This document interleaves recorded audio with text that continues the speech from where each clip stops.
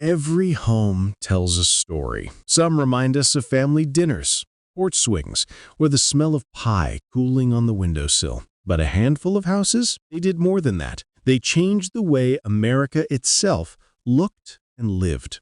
From brick domes in Virginia to glass walls in the woods, these homes weren't just shelters, they were turning points. So today, on Timeless Americana, let's take a slow walk through 10 homes that really did change America. Number 1. Monticello, 1770s. Let's start in Virginia, up on a green hill where Thomas Jefferson built Monticello. This wasn't just his home, it was his grand experiment. He mixed European styles with his own vision for a young America. The red bricks, the gardens, even that famous dome. They all spoke to the kind of country he imagined. Now, of course, there's a lot of contradiction here. Jefferson was dreaming of liberty, but the estate was built and maintained by enslaved people. That tension is part of the story. Still, Monticello ended up influencing plantation homes, state houses, and even schools across the nation. Number 2, The Hermitage, 1819. Head down to Tennessee, and you'll find The Hermitage, home of Andrew Jackson. Built in 1819, it's all Greek columns and symmetry, the kind of style that made the South fall in love with grand white-pillared homes. It wasn't just pretty, it sent a message. America wanted to see itself as strong, rooted, timeless. Plenty of courthouses and old Southern mansions still echo that design today. And while Jackson's politics are complicated, the house itself is a snapshot of how people in the early 1800s imagined power and pride. Number 3, Lyndhurst Mansion, 1838. Now, for something completely different. Perched on the Hudson River in New York is Lyndhurst, built in 1838. It's Gothic revival, which means it looks a bit like a castle out of a storybook. Towers, arches, and gardens that almost beg you to wander. Why does it matter? Because it showed Americans that homes didn't have to be strict and classical. They could be romantic,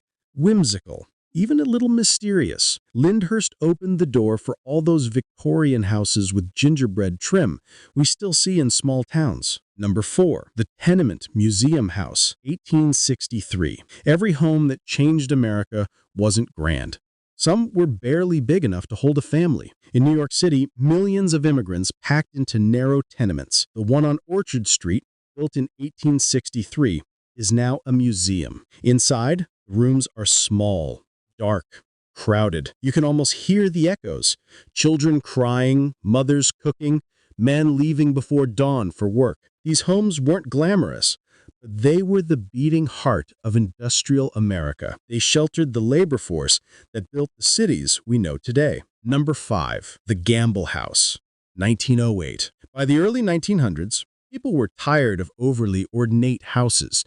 They wanted warmth and craftsmanship. Enter the Gamble House in Pasadena, built in 1908. Dark wood beams, big porches, built-in furniture. It felt like a hug compared to the stiff mansions of the past. This house became the poster child for the arts and crafts movement, and from it came the American bungalow. Small, cozy, affordable, and everywhere. Even today, walk down a neighborhood street and you'll probably see a little craftsman house inspired by Gamble. Number 6, Fallingwater, 1935. Now picture a house literally hanging over a waterfall. That's Fallingwater, designed by Lloyd Wright in 1935. It looks impossible, like nature and architecture fused into one thing. Wright wanted homes to feel organic, alive. And boy did he succeed. Fallingwater proved a house could be more than 4 walls. It could be art. People still make pilgrimages to see it, and it's a reminder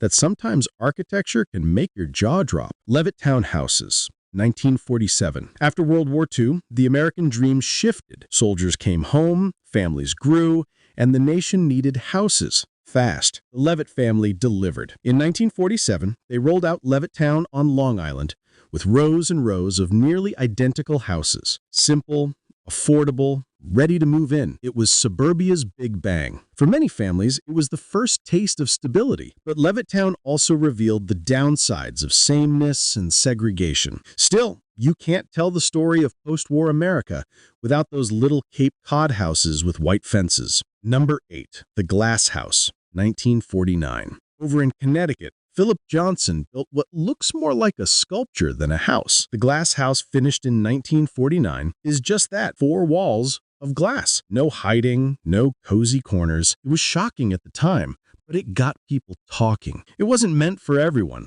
but it made a statement. Homes could be bold, transparent, even philosophical. It helped push modernism into the mainstream. Number 9. The Farnsworth House, 1951. Around the same time, near Chicago, Ludwig Mies van der Rohe built the Farnsworth House, another glass box, but this one feels like it's floating. Steel, glass, simplicity. Some say it's impractical. Try living in a see-through house during a storm. But that wasn't the point. It became a symbol of modern design. Less ornament, more honesty. And you can see its influence in countless sleek minimalist homes today. Number 10. Sea Ranch Homes, 1960s. Finally, head out to the California coast in the 1960s. The Sea Ranch development looked different from anything else. Wooden houses with slanted roofs, blending into cliffs and meadows instead of standing apart. It was all about harmony with the environment. At the time, that idea was radical. Today, we call it sustainable design. Sea Ranch set the stage for green architecture